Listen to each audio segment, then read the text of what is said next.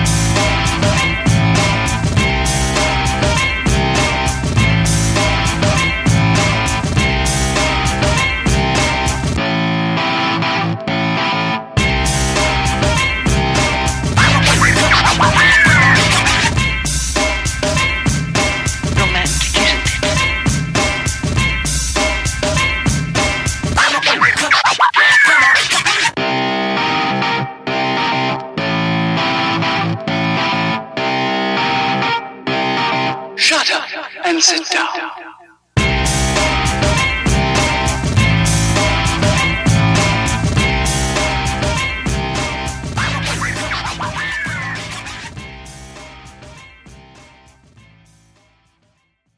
Let's get started.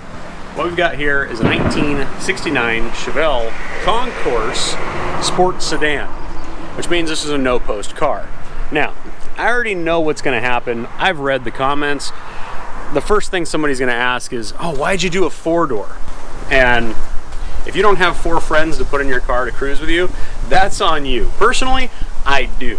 So, I don't really have a problem with it. Besides, realistically, I personally like the look of it as a no-post car, meaning there's no B-pillar from factory. So, it gives the driver and the passengers a nice open area experience and makes the car look longer and lower. I personally enjoy it. And since it shares the same chassis as a standard 69 Chevelle, all the suspension and everything underneath, which is set up for autocross, is still compatible. Not a whole lot changes in the dimensions of the car itself. So, I actually run better times at the track with two passengers in the back of the car. And since I have harnesses front and rear, I'm allowed to run with three passengers in the car with me. So, I'm actually the only person out of the original buyer's bloodline to ever own this car. So I've had it for nearly 10 years. And the history goes a lot like this. Car was built in 1969, and it was sold brand new in 1972. Probably took that long because four doors aren't a mover, as you can imagine. But it was sold to a family. That guy gave it to his son on his 21st birthday, and then he gave it to the grandson on his 21st birthday. And the grandson promptly hawked it for a couple cases of beer to a local mechanic. The local mechanic then sold it to me. And I was the first one out of the family to ever own this car, with no intention of ever letting it go now.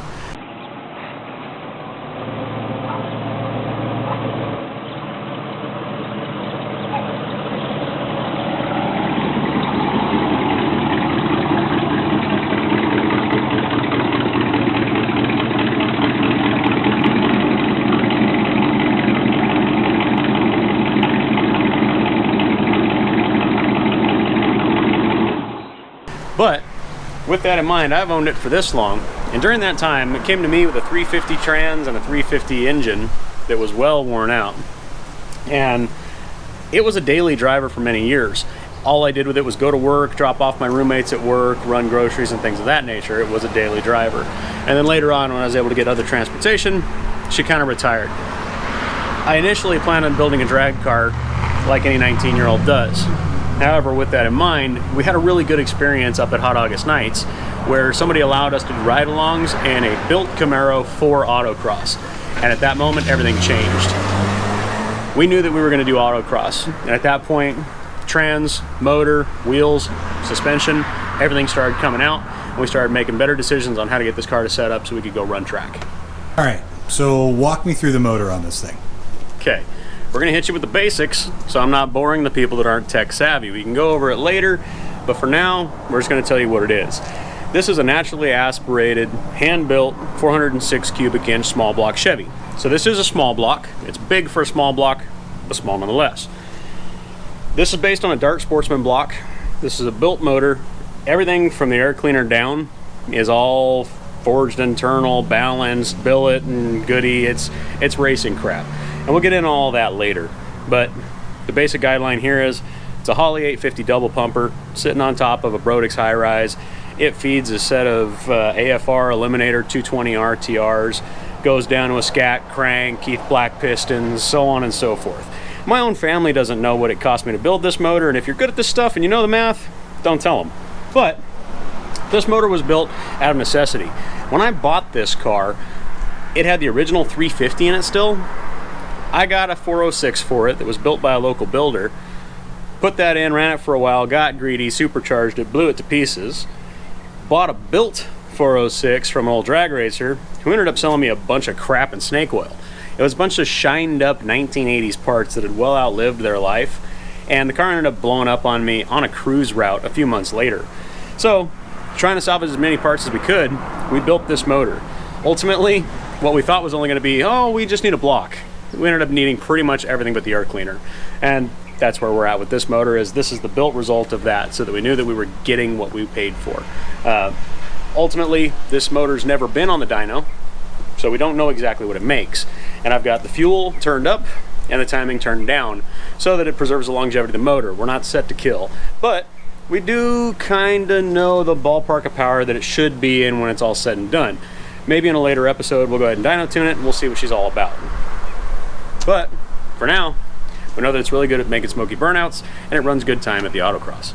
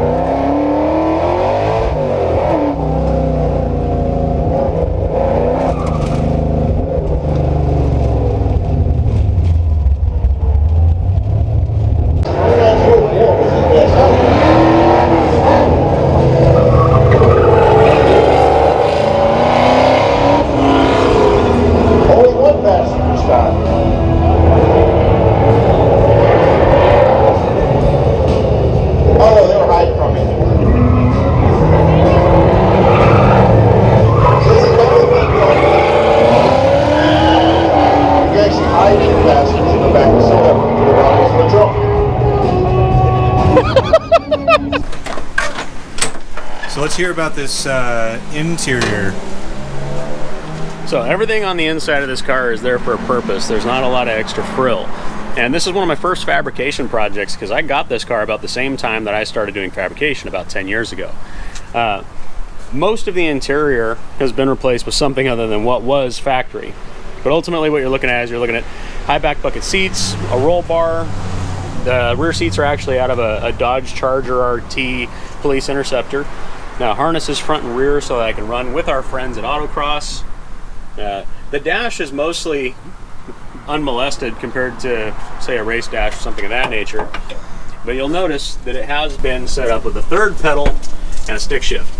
So this thing runs a TKO 600 Tremec transmission with a McLeod twin disc hydraulic clutch. This is a stick shift car. I got the kit from Hurst Driveline Conversions. And what you'll see there in the center is the cutting brake.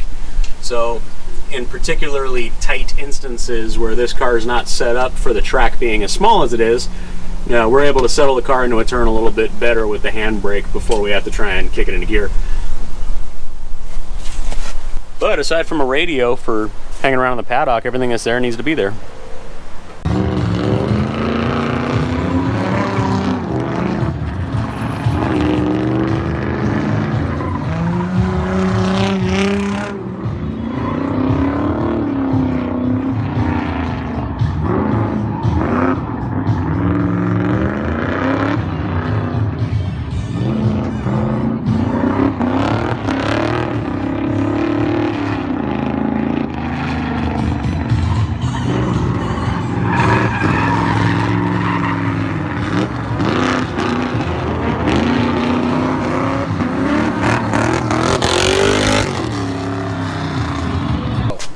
far as the exterior on this car, it's a little give and take. Let's be honest from the very beginning. This is not a show car. This is a race car that I had somebody shoot paint on. So this is a Mako Paint job. They did a pretty freaking good job. But it's 3-tone, black on Toreador red with a silver stripe. Nothing too crazy.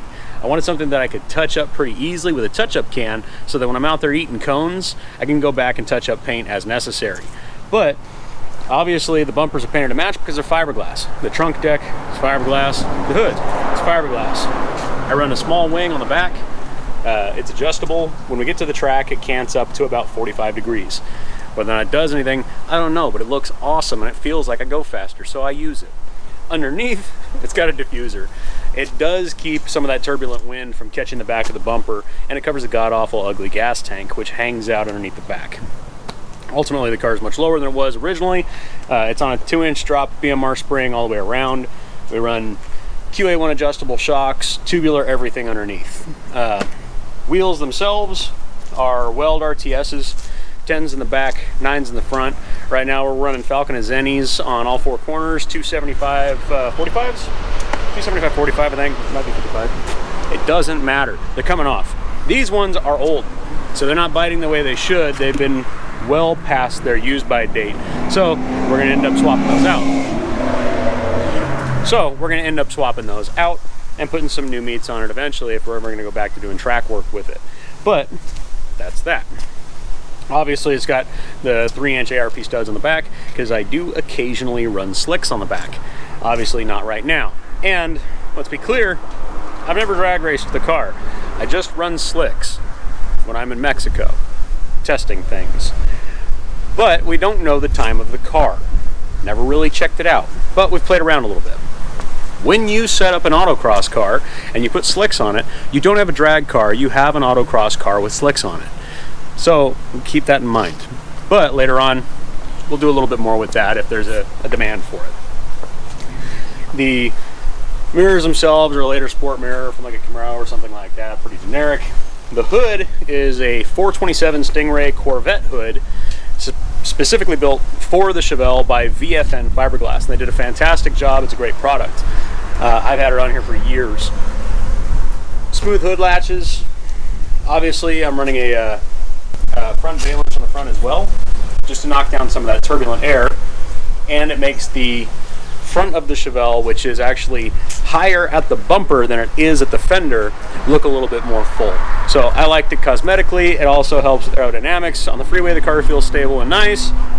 Not a whole lot to argue with. I also think it looks great. So that's pretty much it for the outside of it. I laser cut the grill emblem. The car's name is obviously Project Cerberus, and I did not like the factory emblem on it. So it's been on there for who knows how long. But there's going to be a question, who made that? I made that. There's always a question. But that's pretty much it. Alright guys, that's going to do it for this one. I know there's a lot of stuff that I didn't cover. I've had the car for a very long time, and it's very hard to pack in all of the information into what is essentially just a Chevelle. There's not a whole lot to talk about that's not already been done. But this one's a little different, it's set up a little different, and we do go out and use it. But it's been a while since we've actually been doing a lot of other projects. We've not gotten to actually go run it and do track stuff. So I think there's gonna have to be a little bit of a revival here.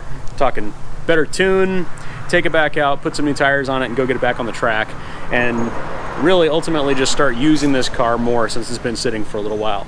But if you have questions about some of the things on this build that I didn't cover, we can always cover them in another video in depth a little bit more later, or I'll answer in the comments pretty much immediately.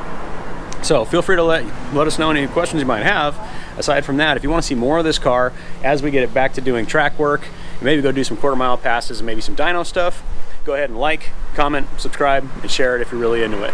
But as far as that's concerned, Wackadoo out.